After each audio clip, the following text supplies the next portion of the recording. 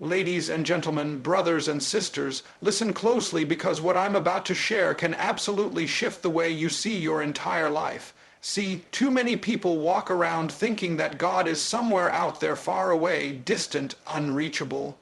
They think they have to go to a special place at a special time, say the perfect prayer, just to get his attention. But here's the truth. God is not somewhere else. God is everywhere, not just in the church. Not just in the holy books, not just when you pray. God is in your morning coffee. God is in your smile when you greet your child. God is in the quiet moments when you doubt yourself and in the victorious moments when you rise up.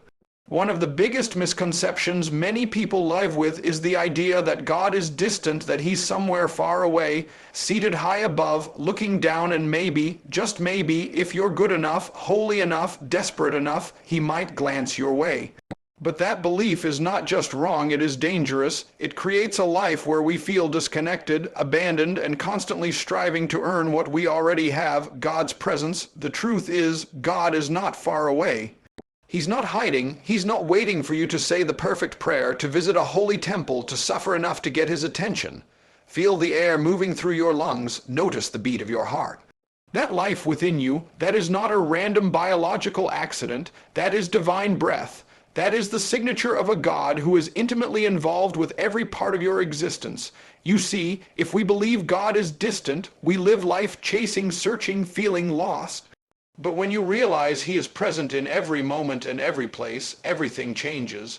You stop striving and start resting. You stop panicking and start trusting.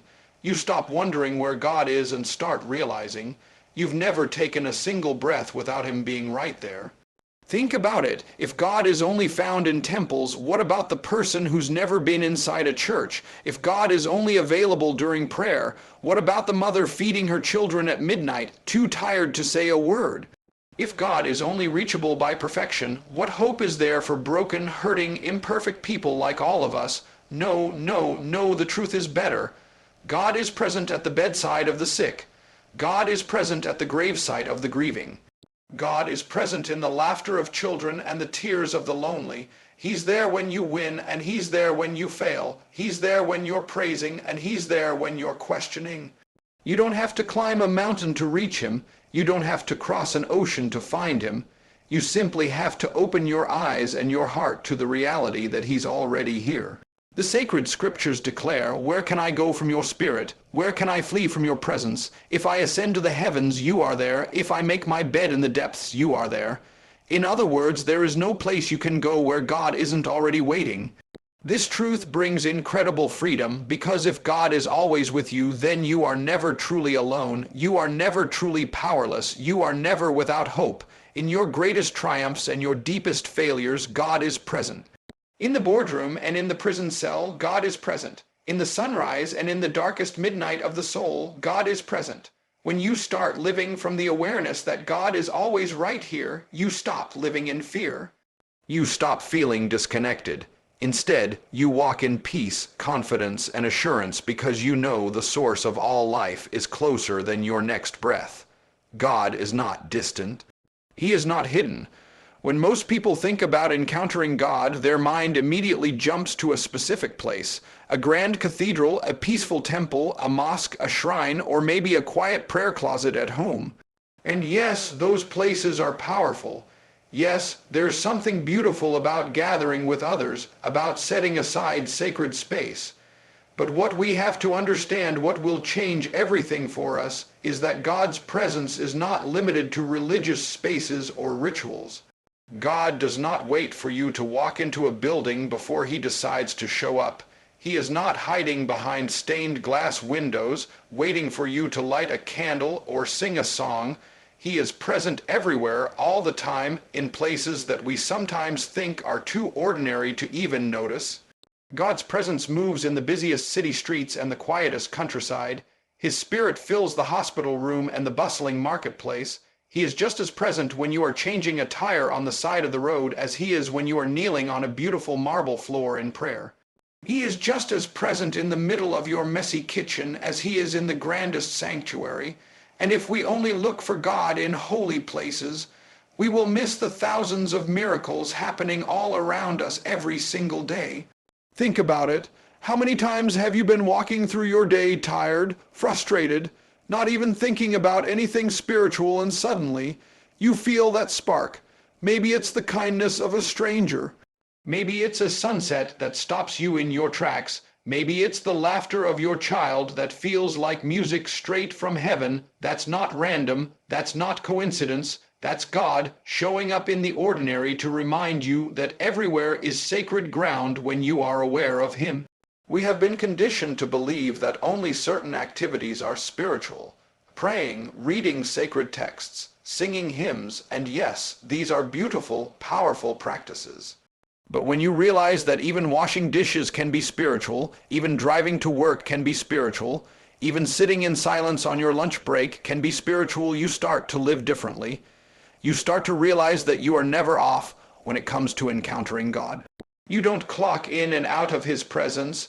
You don't have to perform rituals like a checklist just to hope you've done enough. No, His presence surrounds you constantly. His love covers you in the ordinary and the extraordinary alike. If you're waiting for the right place and the right time to experience God, you're going to miss Him right here, right now.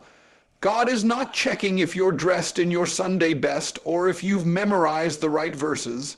He's looking at your heart, your openness, your willingness to recognize Him in the middle of your regular life. The carpenter's workshop, the fisherman's boat, the dusty roads where the teacher walked, those were not temples. Yet they became holy because He was there, and now your office, your bedroom, your grocery store, they are no less holy because He is there too. This means that worship is not confined to a building.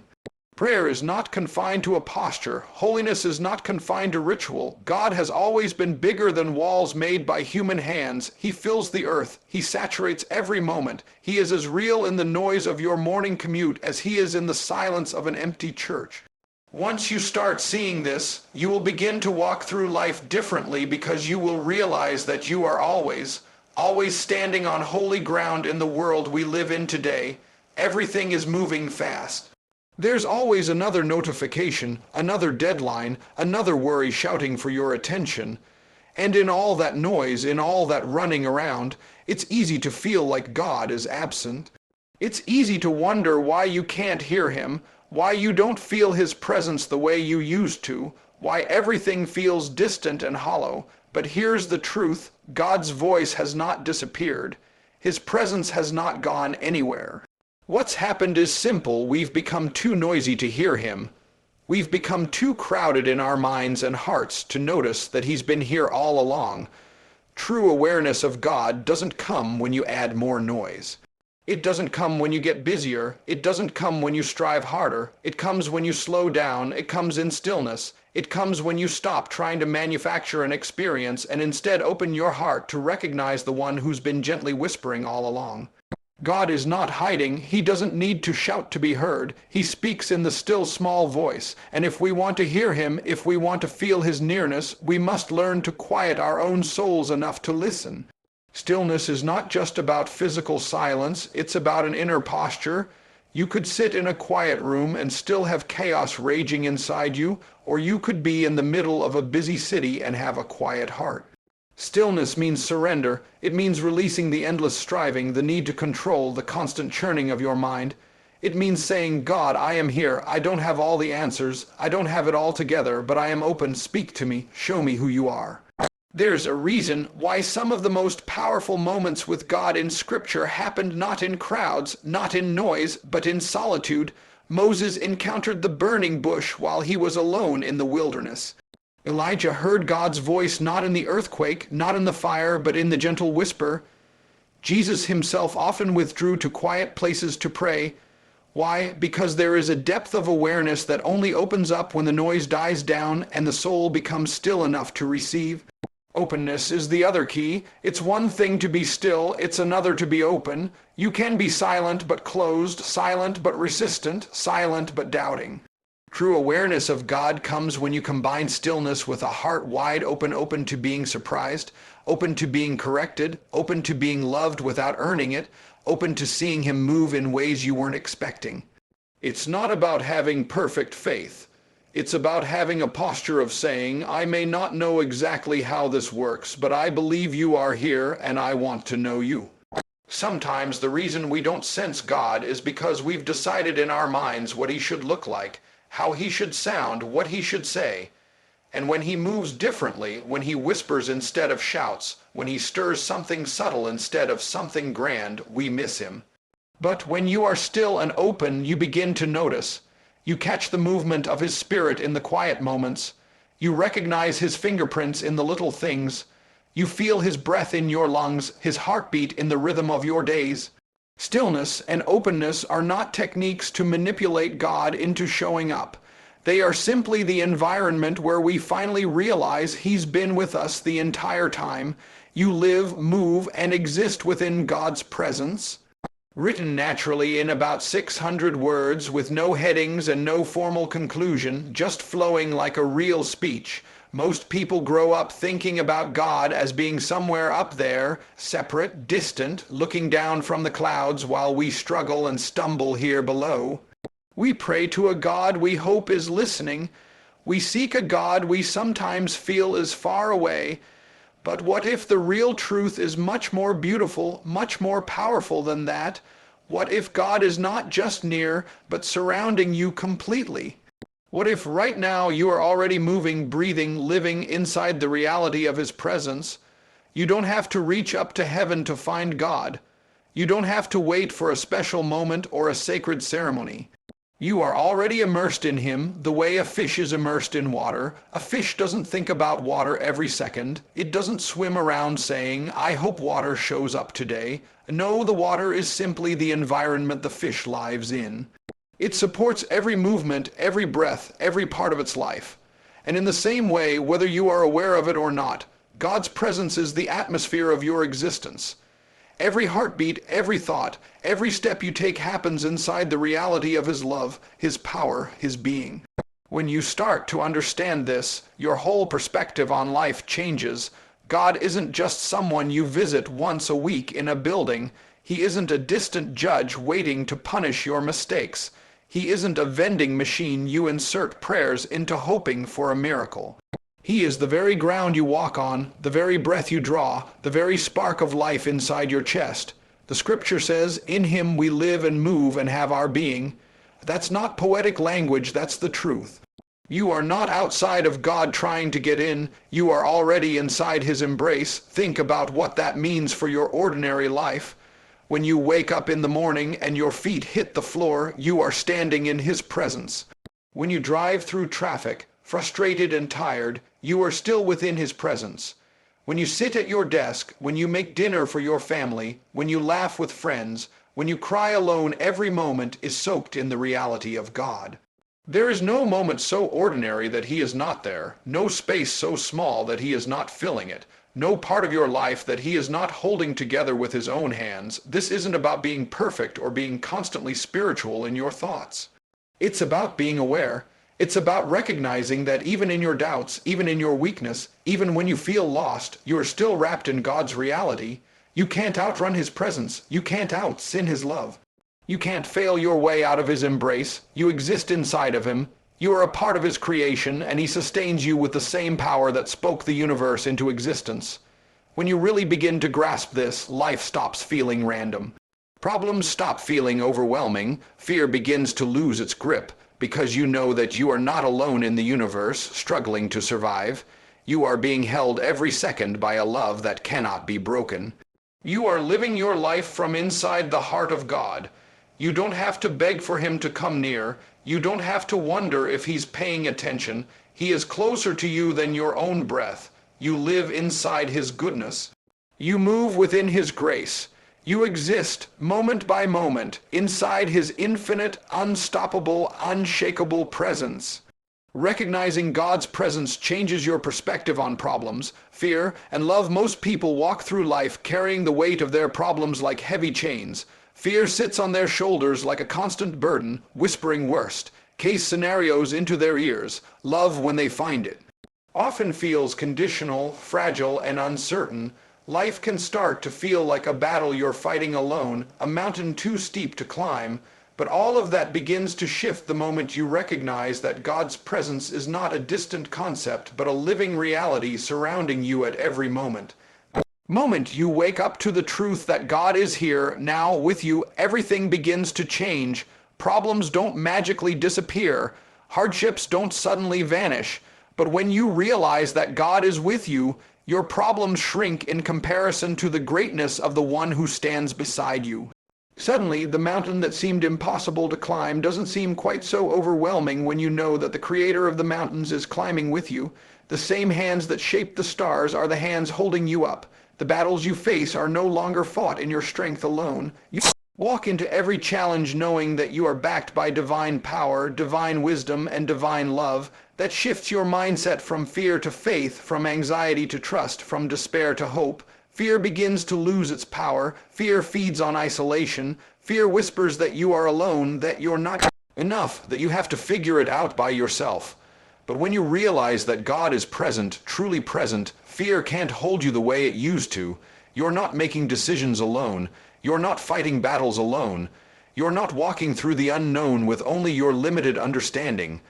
God goes before you. God stands beside you. God carries you when you are too weak to stand. Fear shrinks because you recognize you are under the covering of perfect love, and perfect love casts out fear. The things that used to paralyze you start to lose their grip because you realize the one who holds the future is the one holding your hand. And then there's love, real love, love that doesn't have strings attached, love that doesn't vanish when you mess up, love that doesn't demand you be perfect before you are accepted. When you recognize God's presence, you don't just encounter love as a feeling, you encounter love as a person, as the very essence of your life. His love is not fragile. His love is not based on your performance. His love is not a reward for good behavior. His love is a foundation you can build your life upon. You realize you are already fully known and fully loved. You realize you don't have to strive to earn God's favor, you already have it. You don't have to pretend, you don't have to hide, you don't have to be afraid of rejection. God sees you, the real you, and loves you beyond what you can imagine.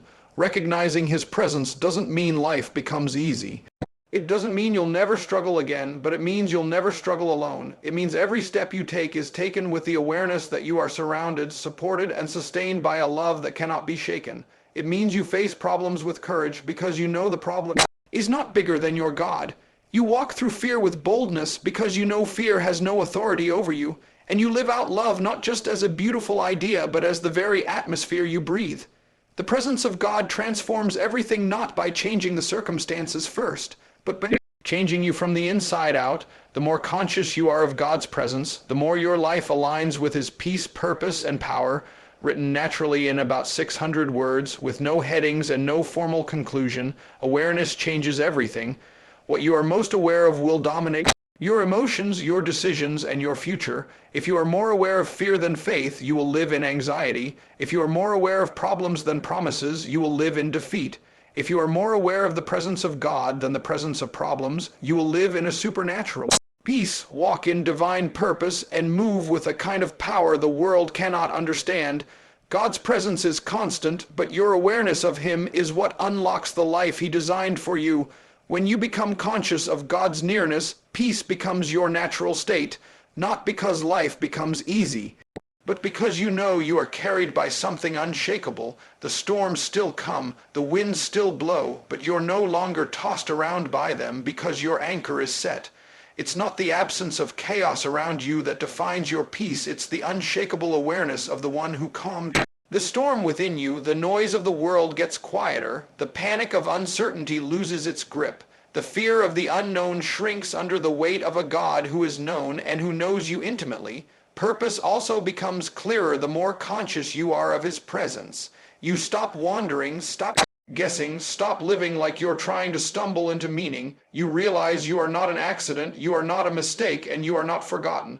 God placed you here in this time, in this generation, with a calling on your life that matters, and when you walk daily with an awareness that you are moving inside his presence, you start seeing your work, your relationships, your dreams, even your struggles through a different lens.